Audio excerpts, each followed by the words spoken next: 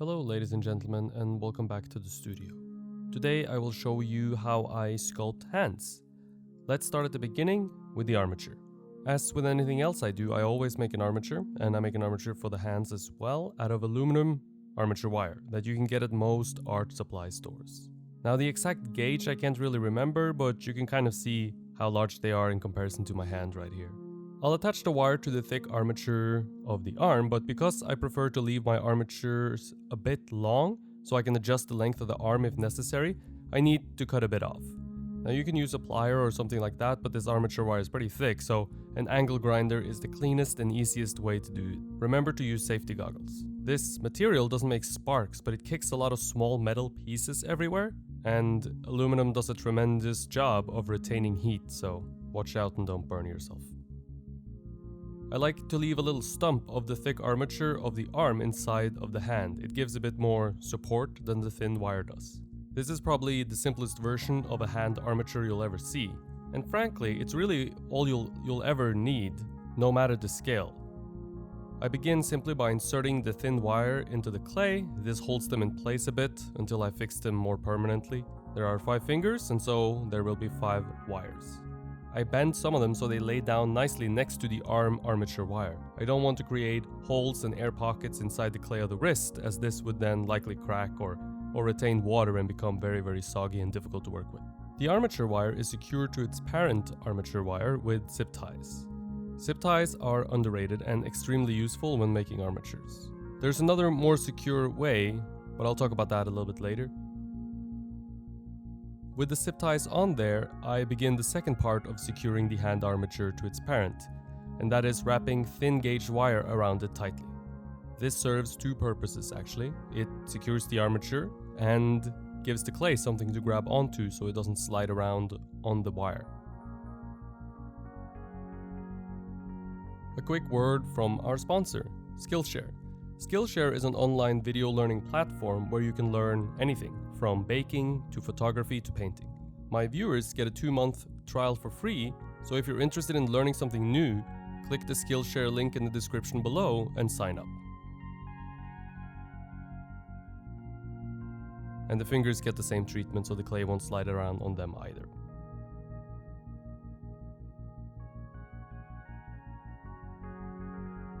Finally, superglue is added. Now, does it make a difference? I don't really know, but I do feel better adding it.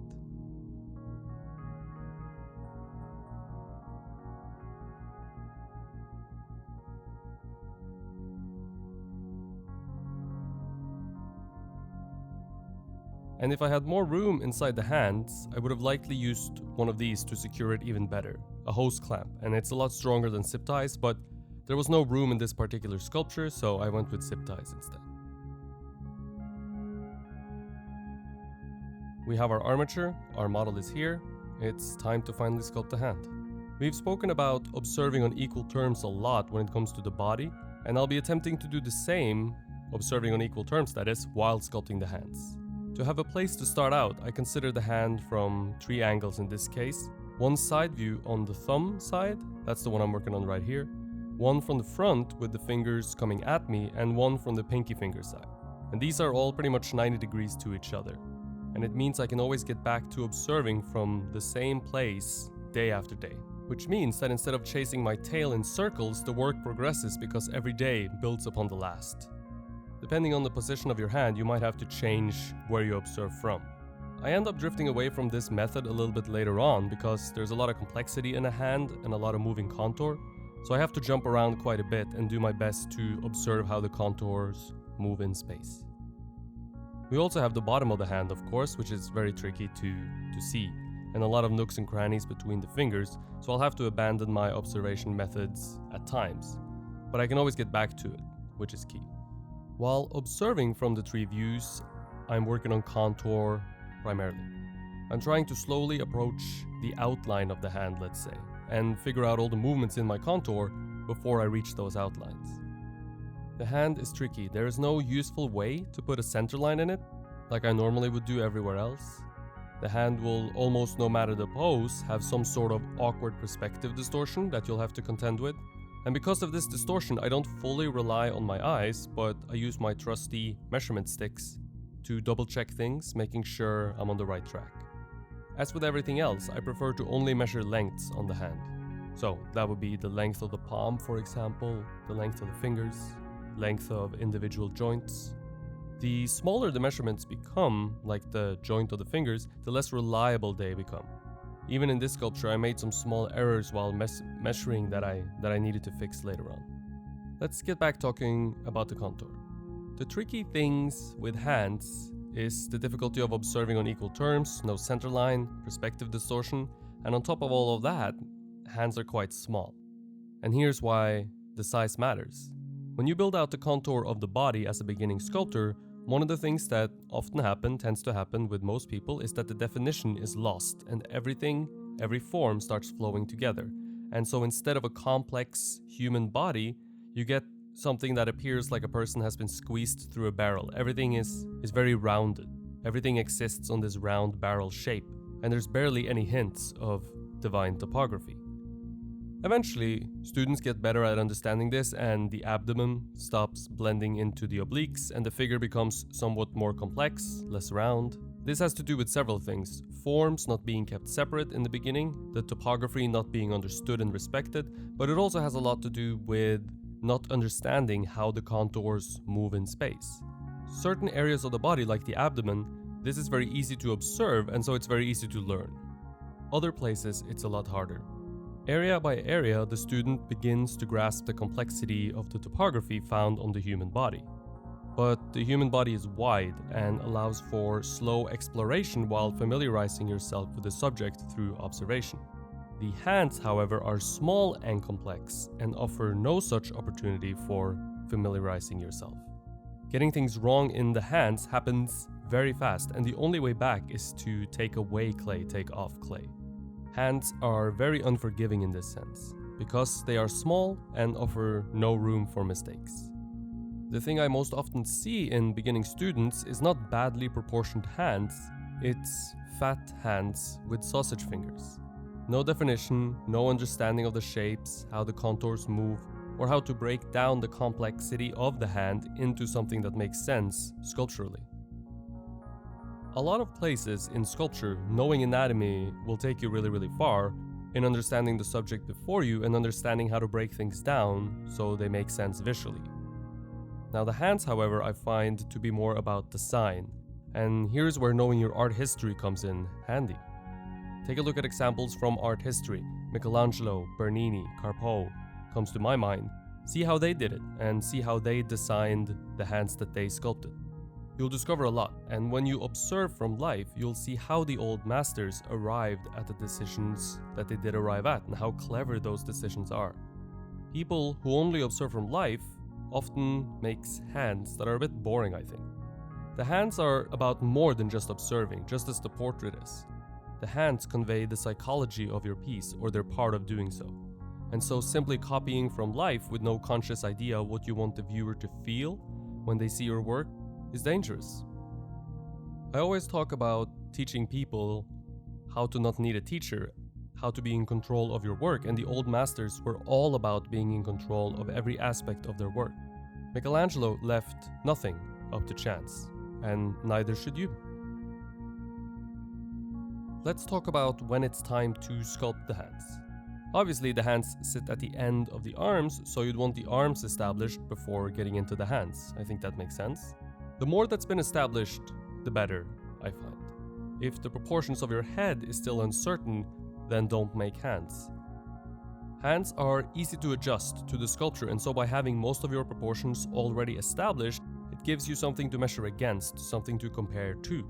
I would suggest that instead of simply measuring the size of your model's hands and copying, you should measure your model's hands and compare that measurements to something else on him, for example the size of his face or the length of the model's forearm. Then you do the same thing to your sculpture, but you go backwards. You take the size of the hand from proportions already established, for example the forearm or the size of the face. This way, the hand will fit your sculpture. No one will ever see the model next to your sculpture, most likely, and they won't get to compare the size of the model's hand to the size of the hands of your sculpture.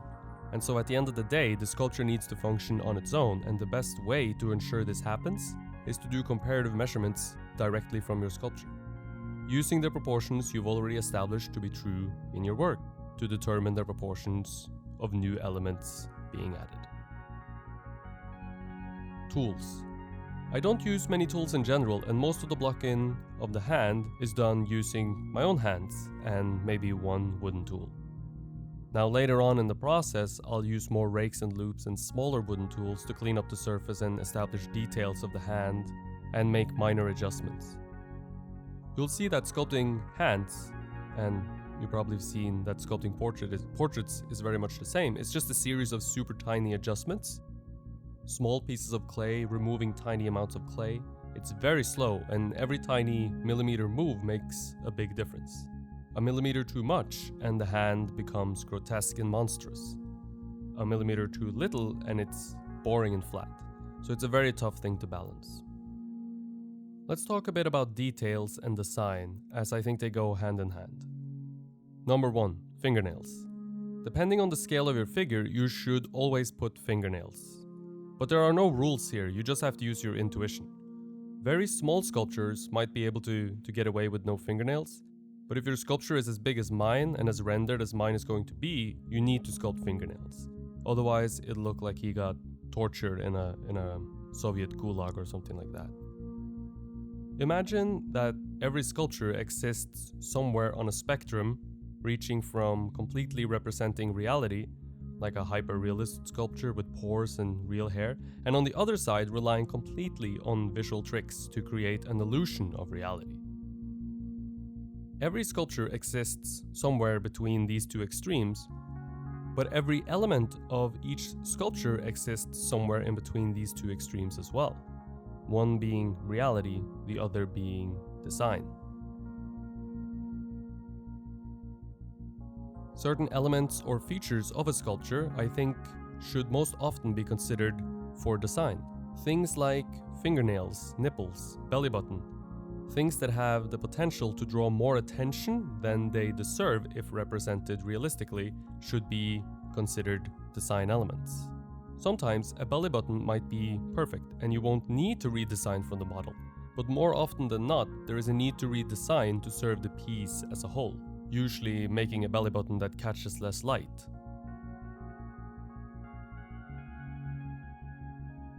A little technical tip for you: thin areas dry out super fast when you use water-based clay, and so a good trick to be aware of is that you can wrap up parts you are not working on to make sure they don't dry out and crack. I do this a lot at this stage, even going so far as to wrap individual fingers. Considering the material and managing the hardness of your clay is a skill in and of itself.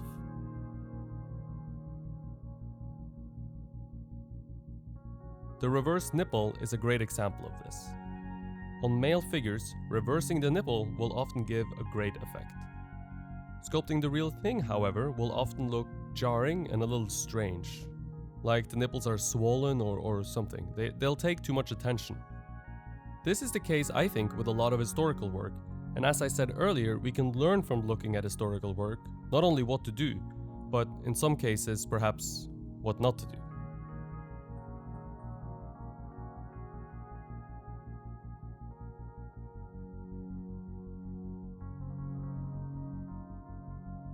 This, I think, is a good time to mention Patreon. If you are interested in learning sculpture from me personally and get feedback on your work either on email or via video chat, my Patreon page is the place for you.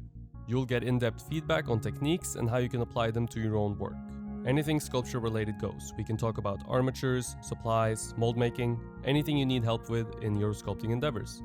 So check it out, the link is in the description below.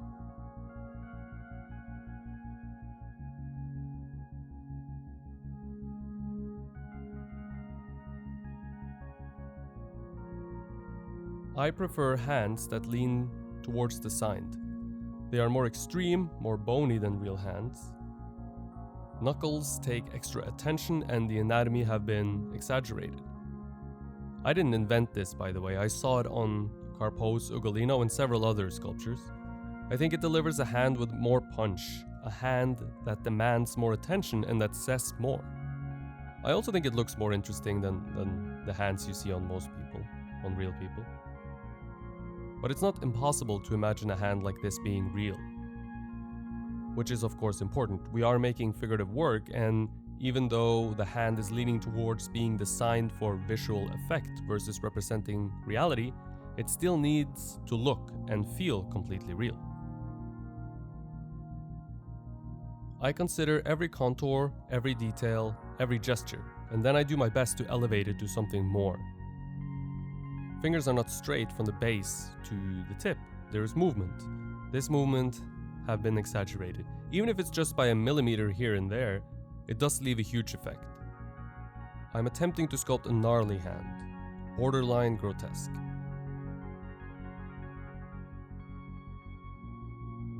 Of course, you have to consider the subject you are making as well.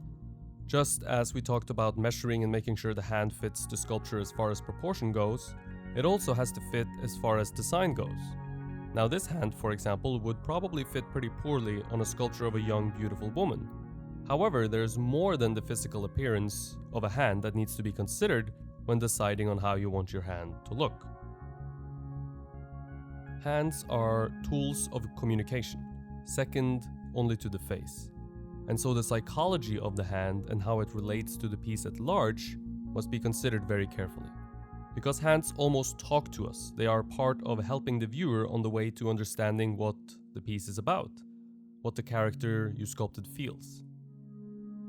So if it fits the psychology of the piece, even a beautiful woman can have hands that are closer to the ones I've sculpted here than the ones you see on neoclassical female sculptures, for example. Now, some people might consider this sin, but I believe in letting the piece itself determine these things. Don't follow some ideology blindly. Do what suits the sculpture you are making. You have to be very aware of the sculpture you are making to make these educated decisions. Personally, I uncover what my sculpture is really about as I work on it for months. It starts with an idea, but as hundreds of hours pass, I dig deeper and deeper into my own idea and discover what lays beneath. Another good argument for leaving the hands till the end, I suppose. Because only at the end of a sculpture do you have a real deep understanding of what you are actually making.